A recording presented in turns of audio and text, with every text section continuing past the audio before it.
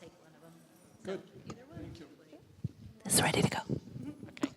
And have we got everybody in here that's coming? Vicki?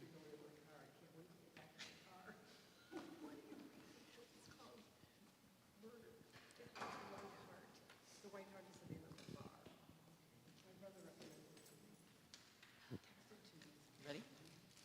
Okay. Good morning, everyone.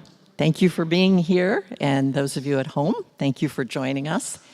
My name is Pat Mazinskis, and I'm part of the Senior Adult Ministry here at Bellarmine.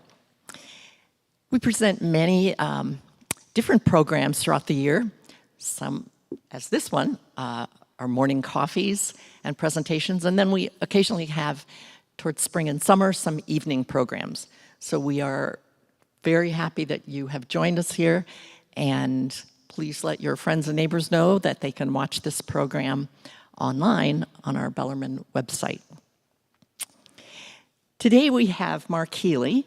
He and his wife Rachel were here in the spring to talk about senior living options. Today Mark is talking about driving, beyond driving with dignity. Mark and his wife Rachel own and operate Senior Care Authority of Greater Cincinnati, where they are dedicated to supporting families through aging-related transitions. With over 20 years of experience as a licensed physical therapist in skilled nursing settings, Mark has devoted his career to the care and well-being of older adults. He is a certified Beyond Driving with Dignity professional and has conducted numerous self-assessments across Southwest Ohio and Northern Kentucky. Through this program, Mark has helped families navigate the complex, sensitive, and emotional challenges surrounding senior driving decisions with empathy and clarity. Mark's passion for serving older adults is rooted in both his personal and professional experiences. He and Rachel walk alongside families, providing guidance, support, and compassion wherever they are in their caregiving journey. So please help me welcome Mark Healy. Thank you, Pat. Thank you, Pat. Can you? Okay. Oh, great. The Lord prompted me this week, and He just kept telling me, start with prayer. So we're going to start with prayer. Heavenly Father, I thank you for the opportunity to be in your house. I thank you for the opportunity to share information. I thank you for the opportunity to come together, to learn, to grow. And Lord, I just pray that the information falls on open hearts and open ears, and that this information could help older drivers drive safer and keep others on the road safe. And it's in Jesus' name I pray. Amen. Well, thank you. Thank you. Today, what I'd like to do is I would like to help the older driver extend their driving years. And so the key to that is self-awareness. I'm here to help the older driver. The key is to continue driving safely is to be aware of your own abilities. Drivers who can accurately assess their abilities, their physical abilities, their mental abilities, will be able to stay on the road safer and longer. And the key is that self-assessment. If you recognize and identify any declines in cognitive abilities and memory and/or physical abilities, you can make an appropriate adjustment to your driving behavior and extend your safe driving years. For example, my mother was 90 years old driving in Houston, Texas. And she modified her driving because she didn't drive at night. And I asked her one time, I said, "Mom, hey, why don't you drive at night?" And she says, "Well, I can't see at night." I said, "Great, Mom, don't drive at night." But my mother also recognized her diminished ability, and she didn't drive when there were school buses on the road or when it was raining. So she just modified that. So if we had a crowd, a mixed crowd, I'd say, are younger drivers safer? And then all the older drivers would say no. And if you ask the other group, they'd say no. And neither one thinks the other one is a safe driver. But I'm not up here to imply for 1 minute that older drivers are less safe than younger drivers. We just have different challenges as our skills start to slide as we age. We just have different challenges. So I am not here to tell the older driver to quit driving, because I don't want you to stop driving. That's important. But I do want you to be aware of some very important facts. If you are involved in a car crash where someone is killed and the driver is 70 years or older, that person is 3.5 times more likely to be the fatality than people younger. So please note, this has nothing to do with your driving ability, has nothing to do with your skills. You could be driving down the road. You could be the best driver on the road. And you could be driving down the road, doing the speed limit, being obedient, using your turn signal to change lanes, doing everything appropriately. And if a young person runs a stop sign and hits you, and there's a fatality, and you're older than 70, there's 3.5 times greater chance that you will be the fatality. And the question is why is that? And the answer primarily is due to the frailty of the older driver. Now, that could be compounded by current, you may have some medical issues going on, or you may have some medical issues in the past that make you more frail, but frailty is the number one reason for that statistics. It's interesting, talking to an Ohio highway patrolman, he said sometimes they'll come upon a crash and there'll be a fatality, and they'll look at the cars and go, how did anyone even get hurt, let alone, pass? And again, it's due to the older driver being frail. This is an article I cut and pasted out of the internet, so we know it's honest to goodness truth. 2 elderly women were killed when this young man crossed the center line. Now notice the ages of these young ladies. The driver was 74. She passed at the scene. Her passenger was 83. She passed at the hospital. The young man walked away from this accident. So you just need to be careful. Another statistic, put in a different way, drivers age 85 or older are 9 times more likely to die in a crash than are people that are aged 25 to 69. So again, I'm not here to take your driving privileges away. I'm just here to warn you that it is dangerous. So, if you're wondering, what are some warning signs of diminished driving? What are some warning signs of diminished driving? Abrupt lane changes, or sudden braking, or acceleration. I once was doing a Beyond Driving with Dignity self-assessment on the driving portion. The light turned red. The gentleman stopped 100 yards from the light. It's like, what are we doing? Stopping for the light, he said. Now, he was safe. He'll never run into somebody in front of him, but the concern would be the people behind him. More frequent close calls or dents or scrapes on the car.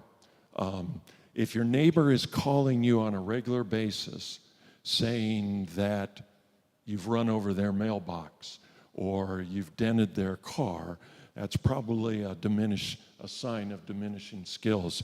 We have a neighbor, she has since passed, but she shoved her chest freezer that was sitting at the back of her garage. She shoved it into her dining room when she hit the accelerator rather than the brake, pulling into her garage. Sign of diminishing skills. Failing to use your turn signal for turns or lane changes, or maybe even you're driving behind them and the turn signal just stays on. Was doing a self-assessment the other day, and the person I was doing the self-assessment said, I haven't done any driving recently. And at the end, we do a family conference, and the adult daughter said, but Mom, my friend watched you drive down Vine Street with your turn signal on all the way. So those are some of the signs of diminished. And then drifting into other lanes. And we'll touch base on that, but that is a sign of diminishing skills. The founder of Beyond Driving with Dignity tells the story of a person in Cincinnati. They were on the driving portion of the self-assessment. Our self-assessment is set up such that we have a learning conversation. We have some cognitive exercises spattered in there. If at the end of that I feel you're safe to drive, we'll go for a drive. Matt tells a story about he had this gentleman on the freeway, and changing lanes wasn't a transition, it was an event. He would go down, if he wanted to be in that lane, he didn't look, he didn't indicate, he didn't do anything, he just went into that lane. So it was more an event for that gentleman than a transition. What are some other warning signs? More conflict, maybe more conflict. It's interesting, during our self-assessment, I'll ask some questions, and one of the questions I'll ask, have you noticed any conflict? Have people been honking at you? Have they been waving at you? Have they been giving you the international sign of you're number one? Any of those things. It was funny, I was doing a young lady in Urbana, which is north of Springfield, and she grew up in the town. She had told me she grew up in the town, and I asked her that question. She goes, oh, everybody waves at me. Everybody honks at me. And I said to her, I said, do you know why they're waving and honking at you? And she said, Mark, I told you, I grew up in this town. Everybody knows me. It wasn't the problem. That wasn't the problem. One of the other questions we ask is, do you find that you're getting lost more often? This can be related to cognitive issues. And then lastly, we'll ask, do you have reluctance of family and friends getting a ride from you? My sister in Chicago had asked her mother-in-law not to drive her grandkids anywhere, not to come by, pick them up. She just knew she wasn't a very good driver.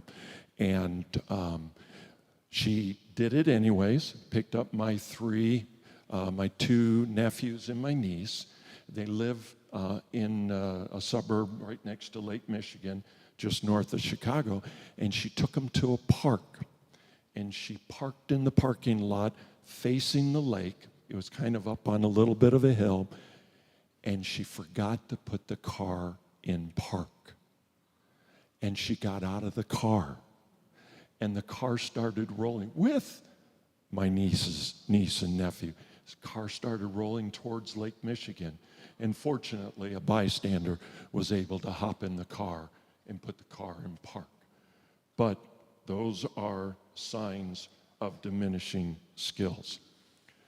Diving a little bit deeper into those diminishing skills, let's talk for a minute about memory and the older driver.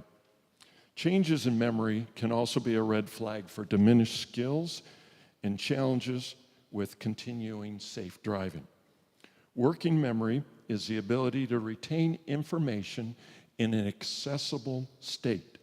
Working memory is important driving quality that allows an older driver to do things like following driving directions, rules and regulations, making good decisions while behind the wheel, and it keeps the older driver from getting lost.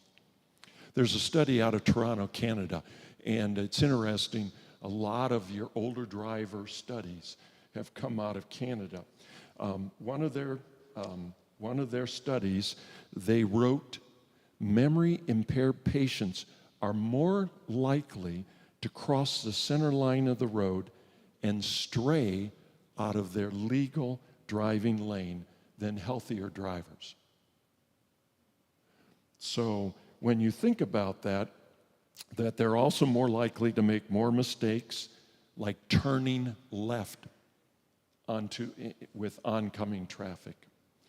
So it's important that memory can be a big-time safety issue, and the physical act of driving is jeopardized when you think about you have memory challenges and you can't stay in your lane. I was driving with a gentleman, and he had a relatively new car, and some of the new cars have warnings. So when you when you leave your lane, the car starts, well, his steering wheel vibrated and it beeped at him. And we were driving down the road, and I said, sir, what's the noise? He says, oh, that's my lane indicator. It's oversensitive. It's like, okay, maybe not. All right. Another area is medication in older drivers. And you'll see some diminished skills in this area. Did you know that 95% of seniors use medication that they have no idea it impairs their driving? No idea. There's a study, and that's a study from the AAA Foundation of Traffic Safety.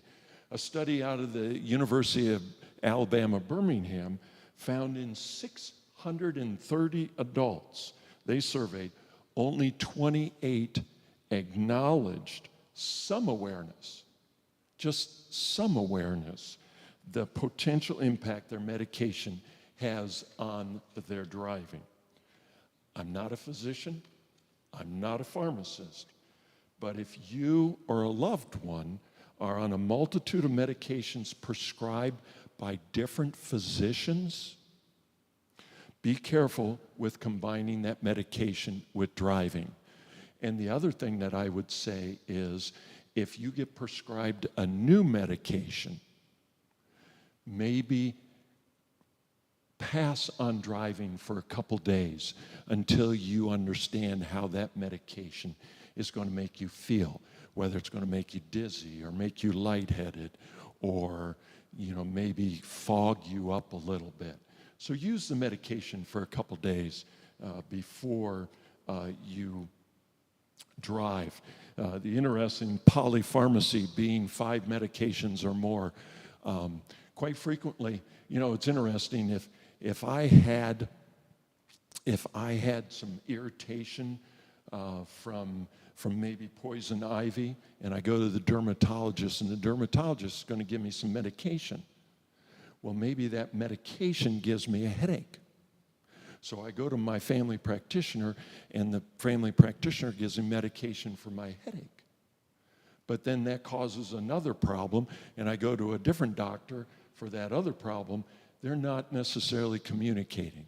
So if you're on, we usually recommend that an older individual take their list to a geriatric pharmacist and just say, hey, are any of these combinations affecting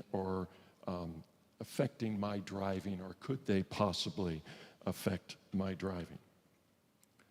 So, what can the older driver do to continue driving safely? And we're going to, if you look at, I don't want to block anybody, but if you look at these, have you told somebody or been told, drive only on familiar roads. You know, don't go to new places. If you have to go to new places, or if you got to visit Uncle Bob who just moved to Westchester from the east side, we'll take you. Don't do that. Or shorter distances. The ending of driving can sometimes be a negotiation where the family, well, we don't want to take the driving privileges away, so only drive to church. There's a story of a family that only drove to church that lived in Chicago, and they found them in Detroit. Rachel's aunt was only going to the pharmacy and turned left instead of turning right. Rachel grew up on the Tennessee-Virginia border. Her aunt ended up in North Carolina. So, less traveled roads during daytime hours only. That was my mother. Avoiding rush hour traffic and avoiding bad weather driving. So it's interesting. Matt Gurrell was a retired highway patrolman. He's the founder of Beyond Driving with Dignity. Had a friend in high school, and his friend's parents were farmers. And eventually, Matt's friend's parents retired on this farm. They lived in Northwest Ohio. Has anybody been to Northwest Ohio? There is like nothing in Northwest Ohio. It's just soybeans and cornfields. And it's beautiful country, but there's not a lot out there. Well, after they retired, what they liked to do on a regular basis, they'd do this almost every morning. They'd have their breakfast and they'd get in the car and then they'd drive around their property. And they did what retired farmers did. They checked fence line, they checked for animals that were loose, they'd stop. All their kids had built homes on their property, so they'd check in with the kids, or if the kids were out of town, they'd water their plants and do those type things. On this one particularly beautiful, sunny Saturday morning, they were on their trip around their property, and they were going around their property, and they were getting close to their home. And their home sat on the corner of their property. And they were on a street that had a stop sign. And the road they had to cross didn't have a stop sign.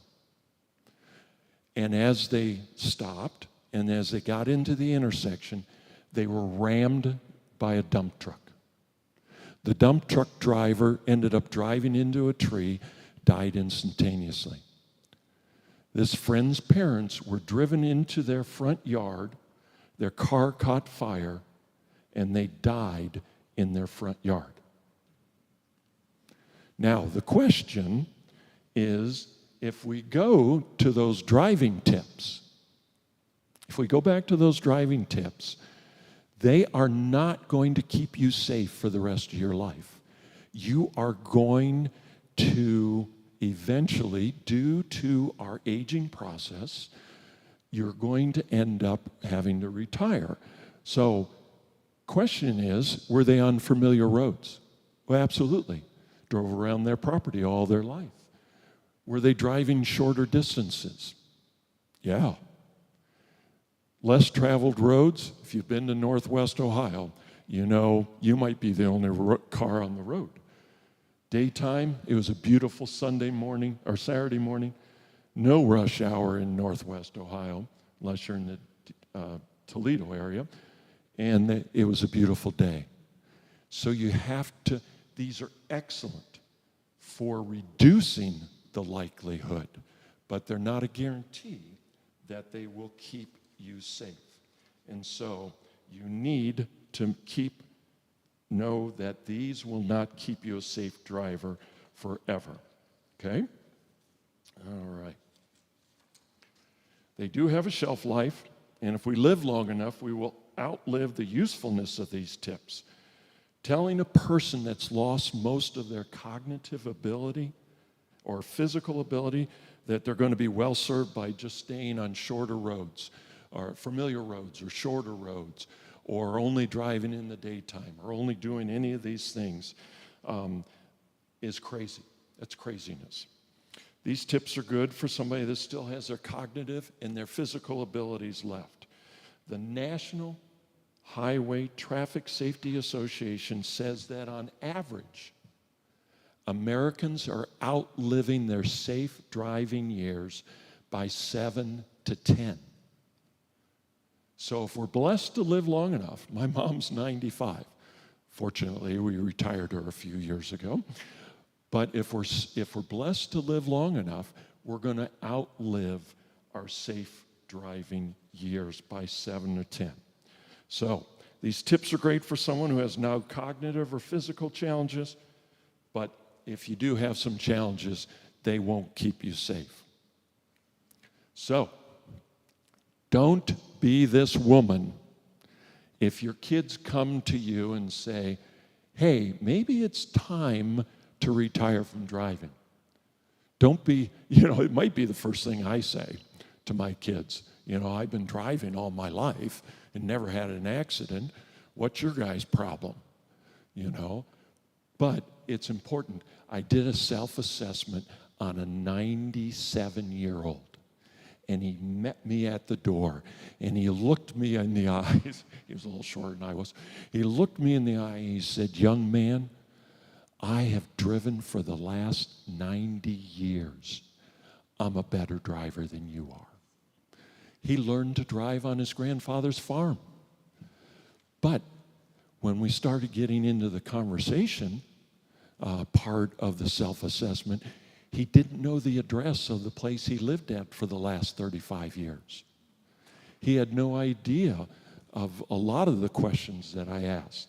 So age, there's no line in the sand, but driving safe for 65 years is not a guarantee that you'll be able to drive for the next 65 years safely. I kind of like this slide.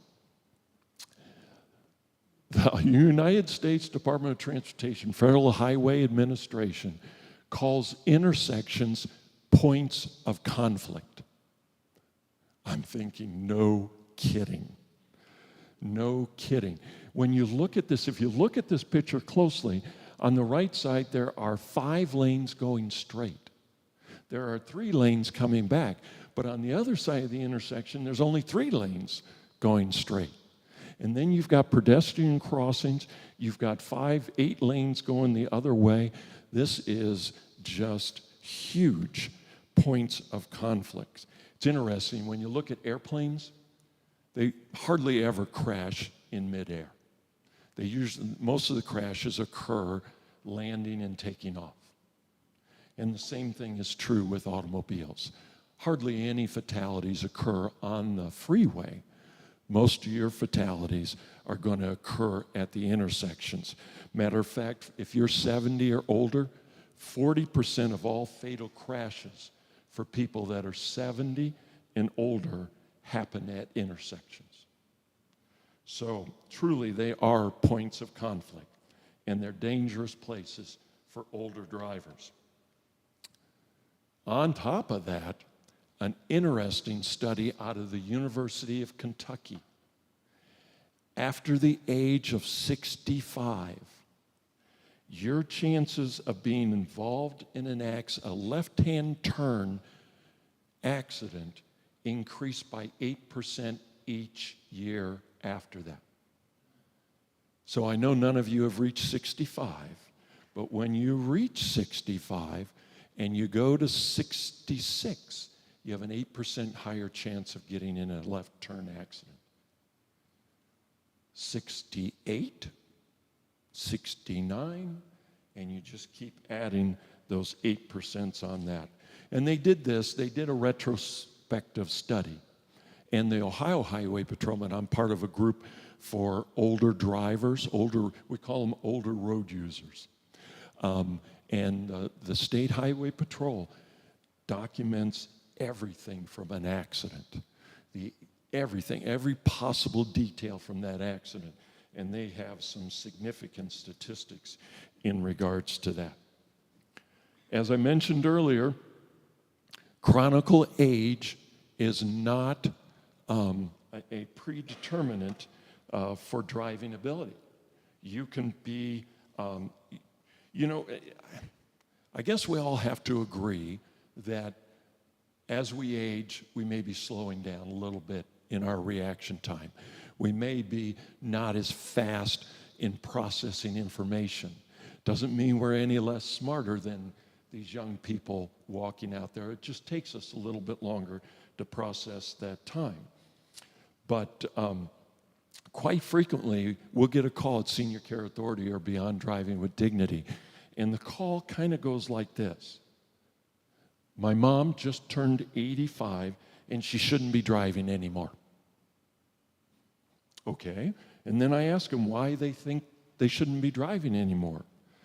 And I almost get a little tone like, don't you hear? I just told you my mother turned 85. And it's important to understand that there is no line in the sand. There is no line. I did a self-assessment of a young lady up in the Centerville area, and she called me. She called for the self-assessment. She said, my kids don't want me to drive anymore. I just turned 85. I said, okay. When I went up and did the self-assessment, sharp as a tack, cognitively intact. I asked her, one of the questions we asked is, what do you do for a living? And she said, I worked at Wright-Patterson Air Force Base. And I thought, oh, cool. She did something exciting. I said, what'd you do? She said, I can't tell you. I thought, and fortunately, well, one of my best friends was the Vietnam era version of a CIA. And he was in Panama. And all he could tell me for the first 10 years of our relationship was he was in Panama until that information got declassified. So I knew she was doing something. I said, oh, just give me a clue. She says, foreign rockets. I thought, oh, cool, this gal, and sharp as a tack. Interesting, she was a great driver. She did have some challenges with roundabouts. Can you imagine having some challenges with roundabout? It's interesting, right outside, she was living in a community, she was living in independent living in this community, and they had a roundabout right in front of it, and she stopped at each yield, and there were no other cars. So I educated her that as long as there's nobody else around, you can just keep on driving. But she did really good. The family wasn't real happy because they thought she should stop driving.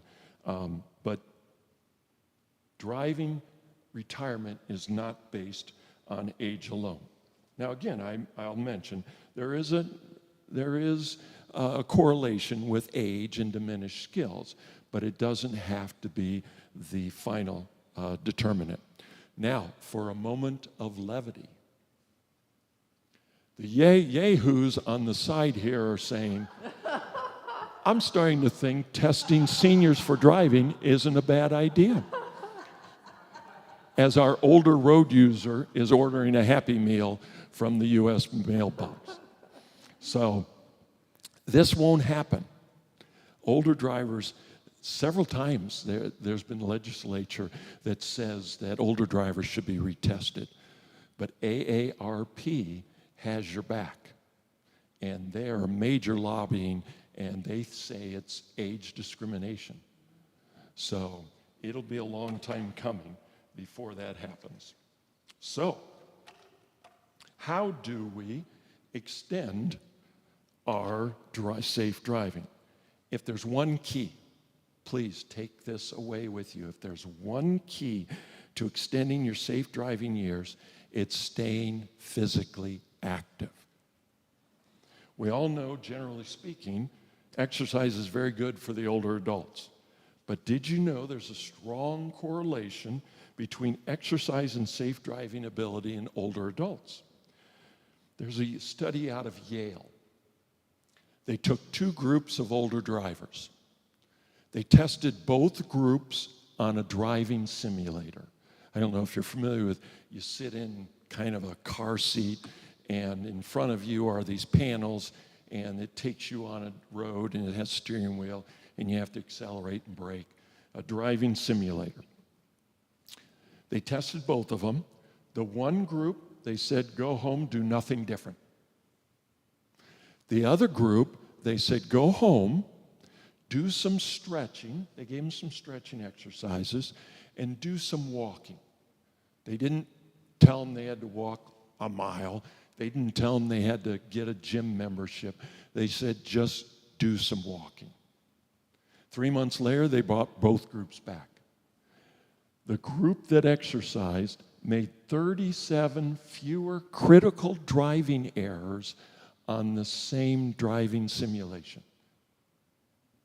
that they did before. The group that didn't do anything actually declined in their abilities. So there's a direct correlation between exercise and strengthening.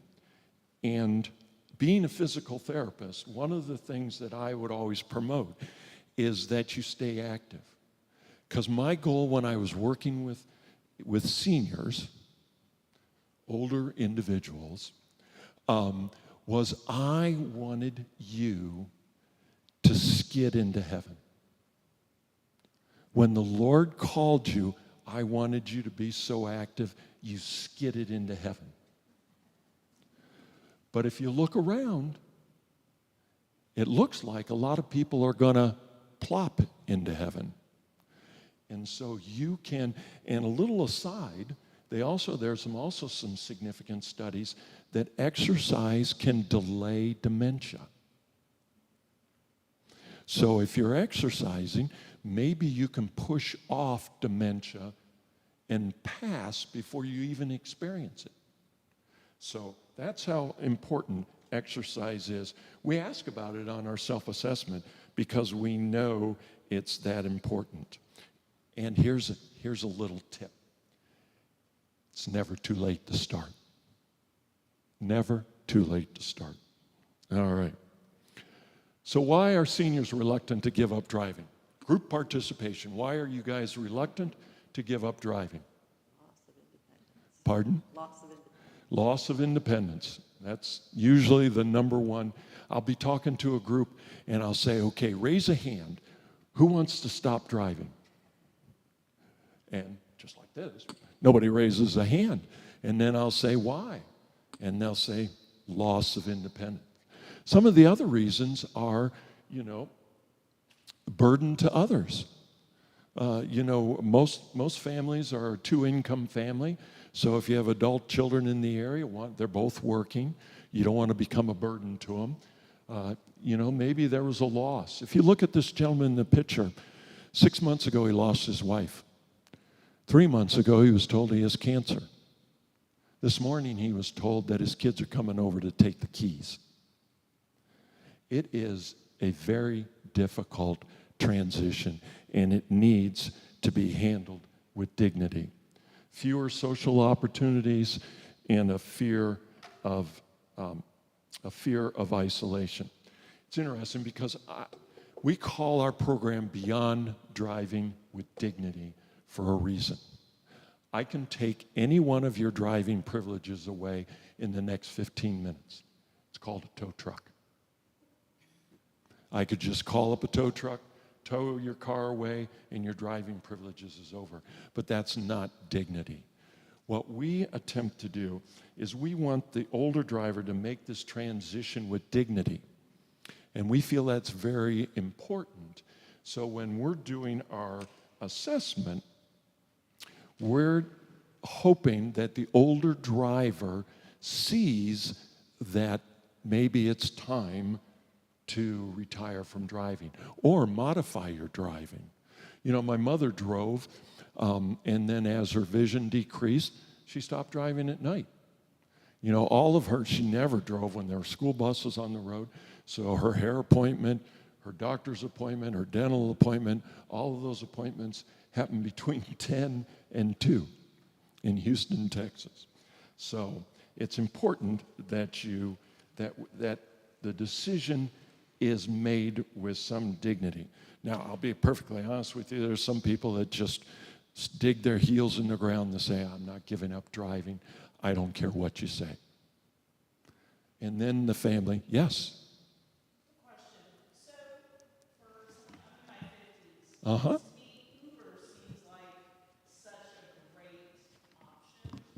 I'm sorry, can you repeat that? Sure.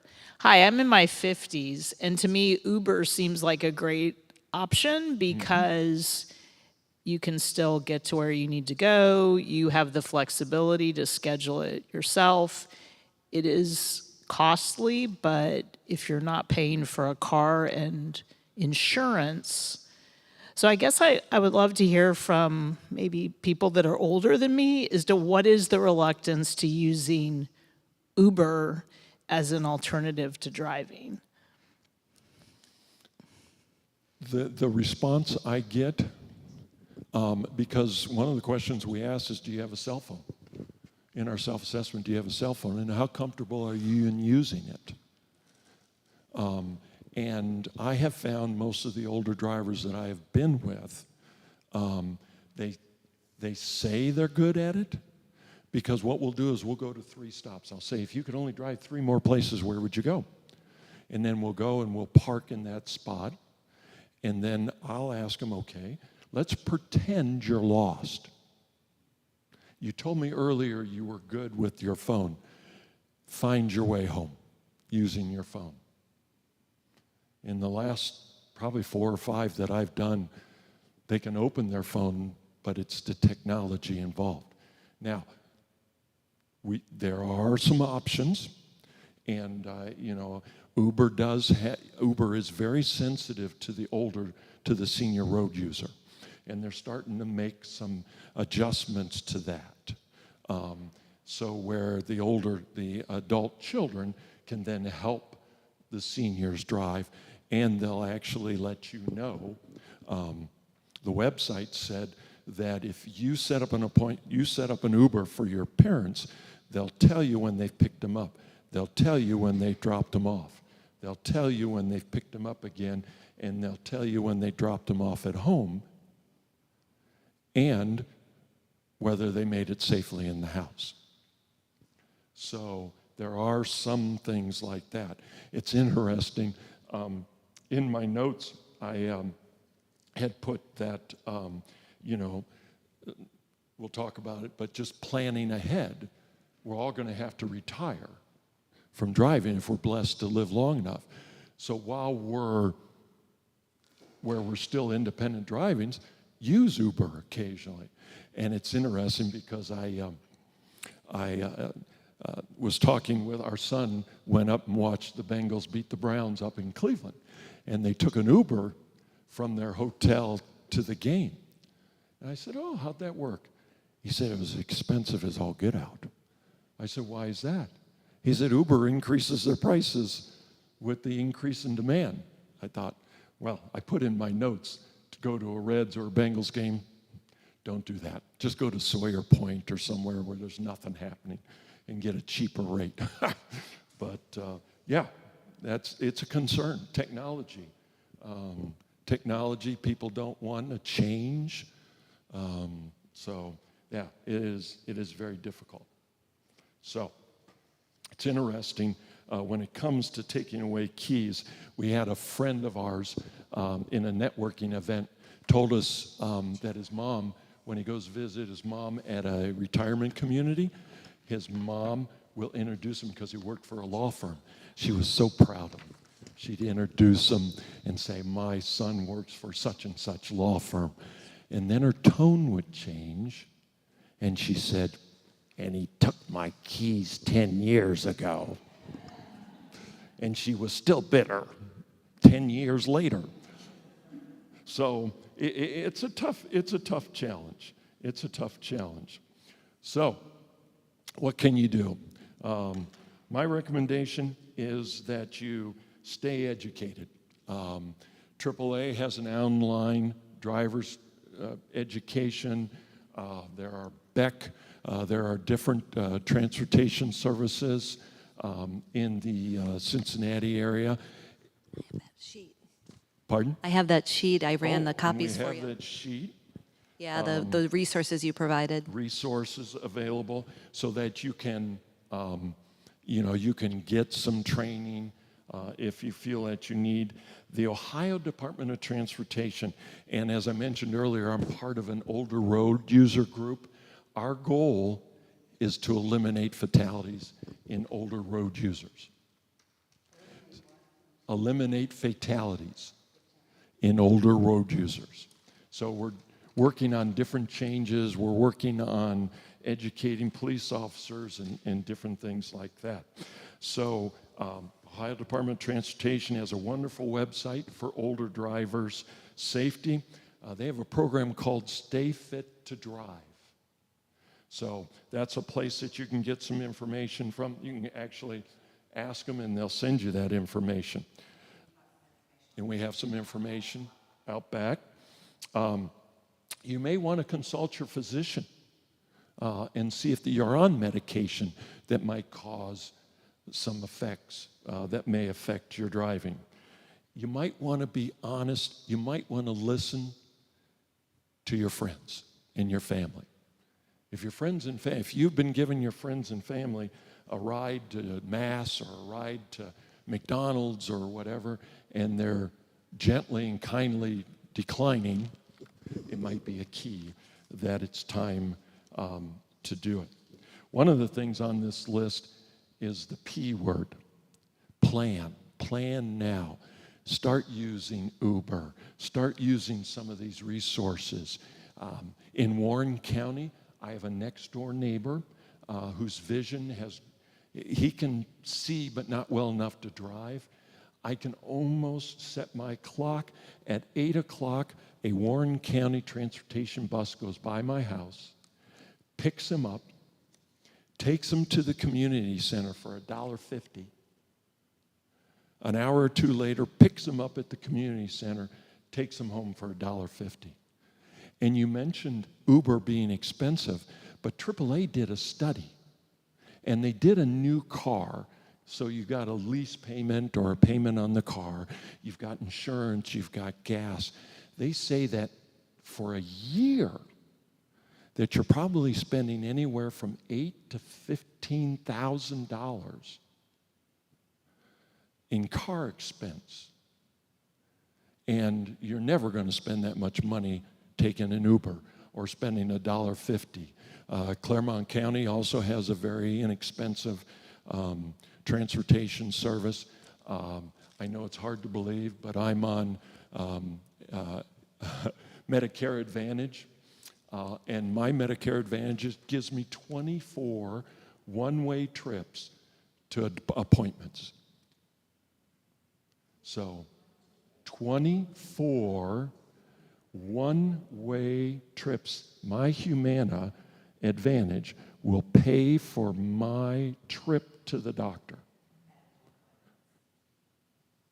or to therapy or to anything.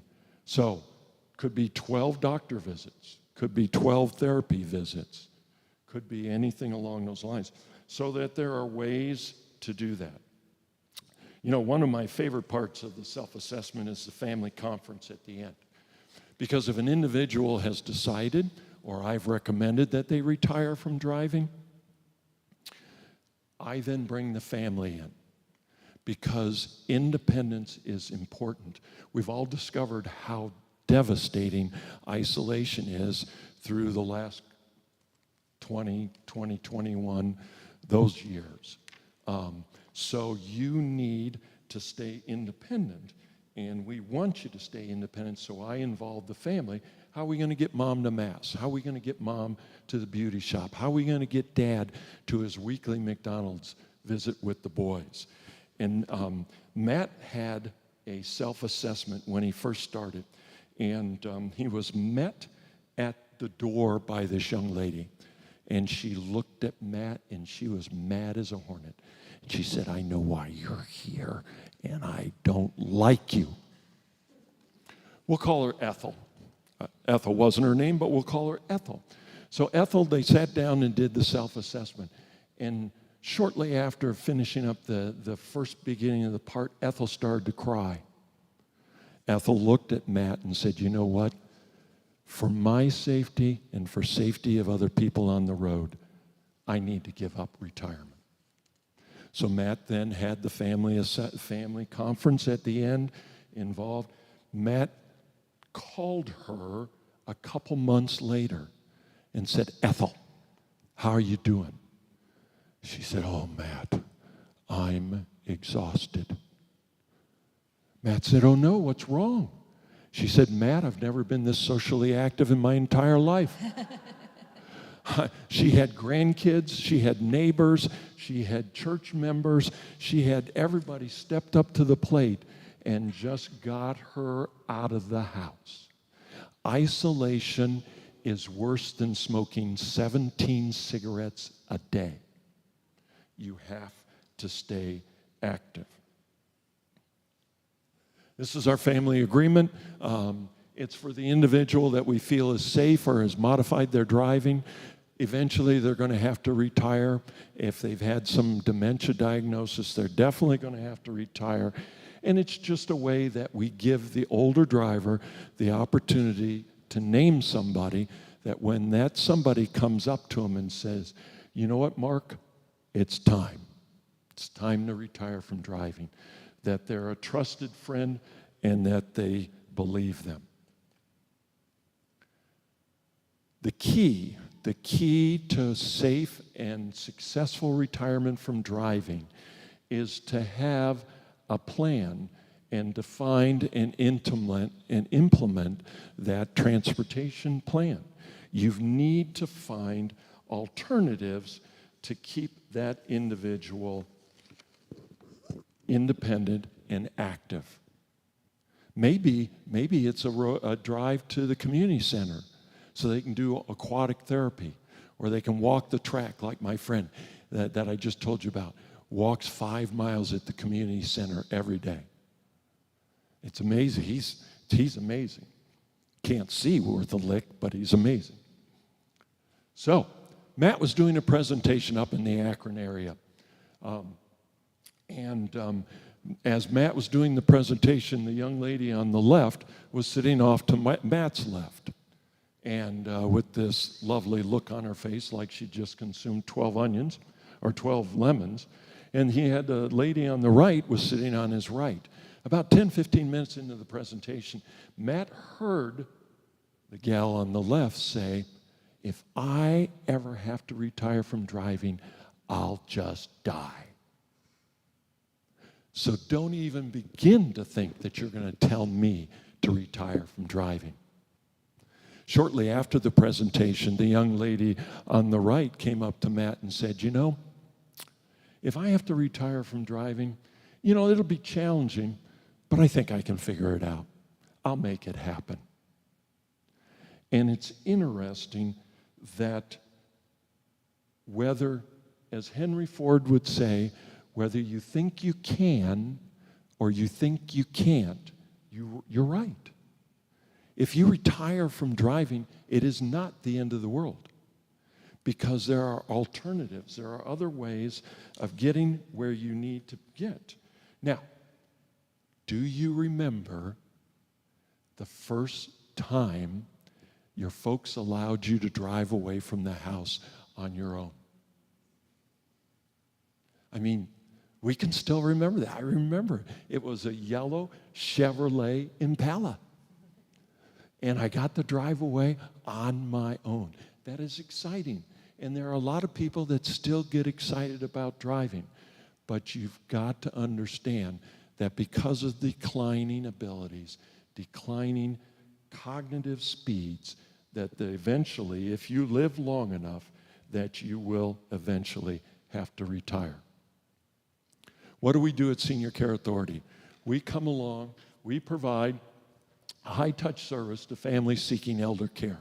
Beyond Driving with Dignity is part of that elder care. And then the other thing that we do, and it's our primary business, is helping the family transition their loved one into senior living placement. And we would be honored to come alongside you in your journey, whether it's retirement or whether it's convincing your adult children that you're still capable of driving. we would be honored to come alongside you in that journey. Yes? Thank you. I have a question. About, I don't know, 5 to 7 years ago, when all of the new cars have the new headlights, I've noticed that driving at night is it's painful for me. It's not that I can't do it, but it just irritates me that these bright lights are all over the place, not only on the headlights, but they're all over the parking lots, and, you know, at nighttime, the whole city is lit up like it's daytime. Are there any statistics? Because as soon as this started, I thought, we're gonna have more and more wrecks at night from these headlights. Are there any statistics to bring that to bear or to confirm that? I don't know the answer to that, but that's a great question, and that's a question that we need to bring up with our older road users. Because I know a lot of people my age and some younger and some older won't drive at night because of that very fact. You know, and I can see fine at night, but not with the lights headed.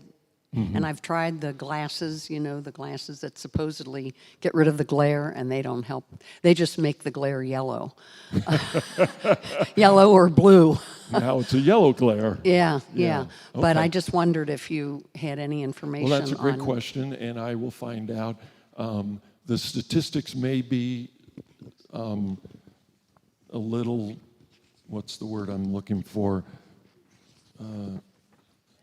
Bent, in that as you look at fatalities of seniors, the fatalities are happening between 10 and like 4. 10 a.m. to 4 p.m. because that's when the seniors are driving. So I would venture to say the statistic may be difficult because people are choosing not to drive because they can't see.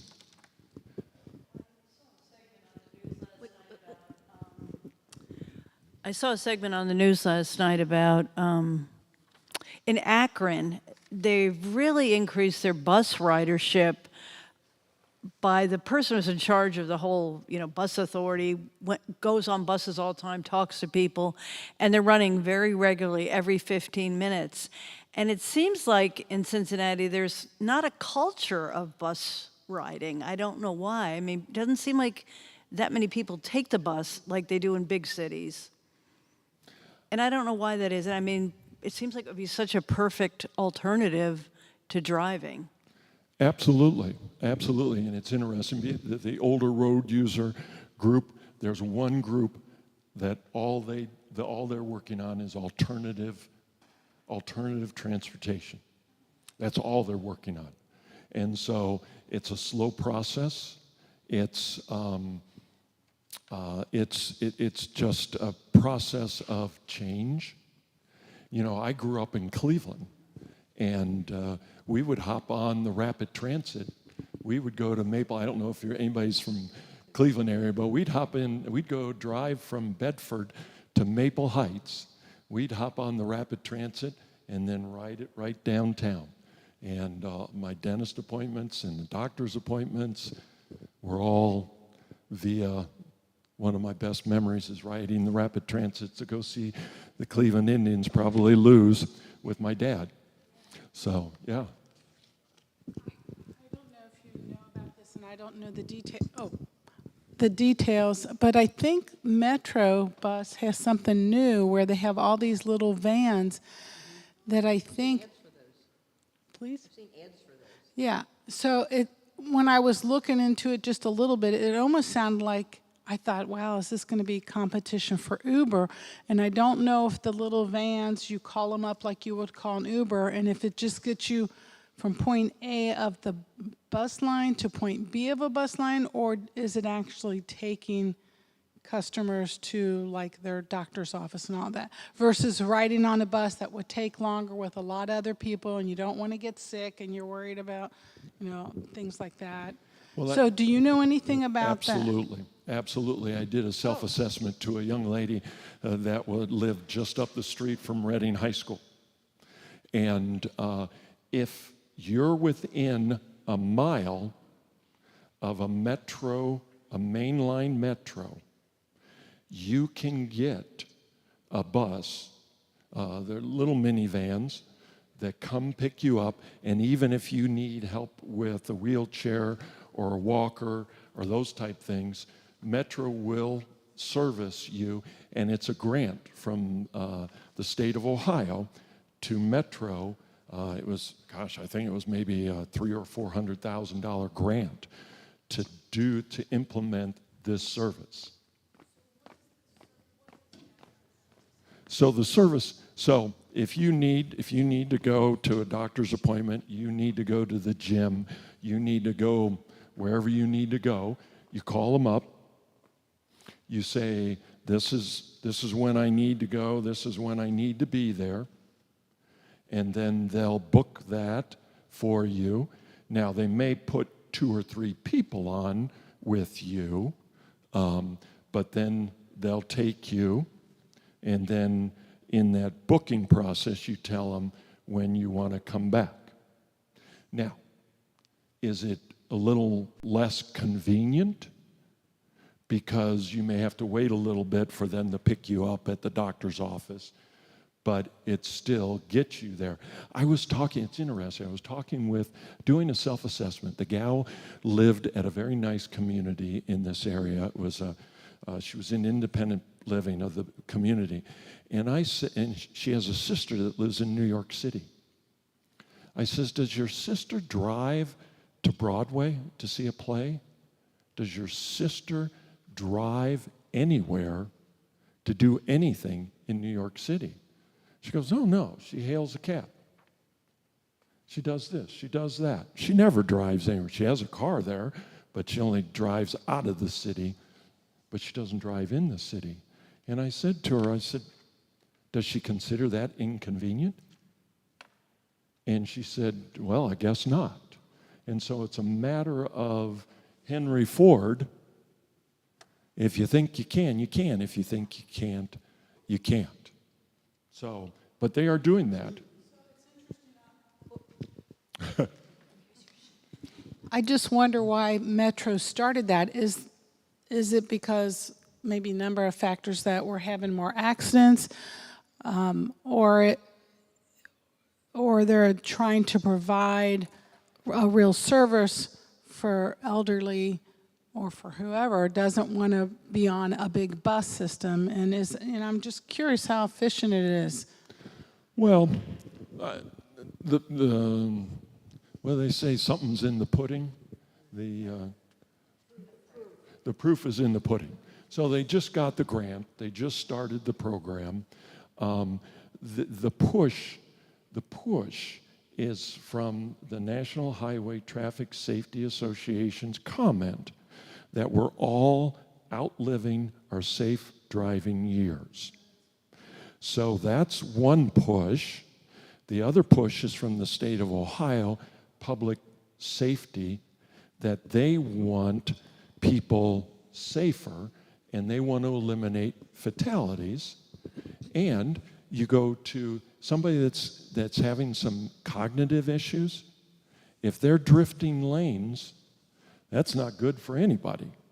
So if we can provide safe, reliable, alternative transportation, then more people will use it and go from there. So, but it's still really, they're going to have to do it for a while and then look to see if it's even being used. Yeah. Yes. I'm wondering along that same line, is there anything that you know of with Metro or any of these big bus companies that would encourage them to make the buses smaller? I can't tell you the last time I ever saw a crowded bus, regular bus. In a city like Cincinnati where we have no major transportation, no rail transportation or anything like that, like they do in New York or Washington or some of the bigger cities. But I'm just wondering if it wouldn't be beneficial for some of these bus companies. And I was thinking with the vans, maybe there's something that they're experimenting on getting smaller vehicles. It would make sense to me because these big buses, I rarely see them with many people on them. Is that anything that?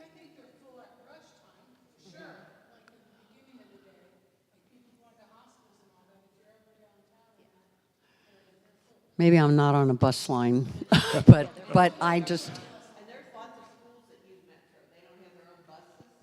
I know Withrow High School uses Metro, so they're all packed. Do they? Okay, so they're packed then. If anybody on live stream, what we were saying was that Cincinnati Public Bus has schools use those buses, and at rush hour they're full. Yeah.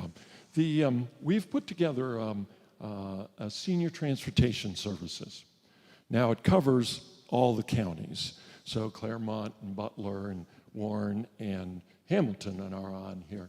So you need to kind of pick and choose where you're living. But I wanted to put this list together so that you're aware that there are services out there that cost little to nothing. When you get excited about $2.75 a gallon of gas,